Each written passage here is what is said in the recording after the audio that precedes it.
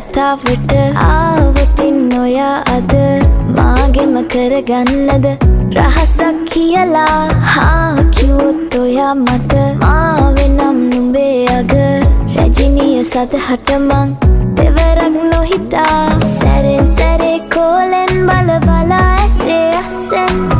බොරුවට එපා වගේ හිඳින්න එපා රවන්න එපා ටිකෙන් ටිකේ ආලෙන් පුරවලා හිතේ හිස්තැන් නුඹ මට හිතක් වටින කෙනා නිසා චුට්ටක් කතාවට ආවොතින් ඔයා අද මාගෙම කරගන්නද රහසක් කියලා කිව්වොත් ඔයා මට මාවෙනම් නුඹේ අග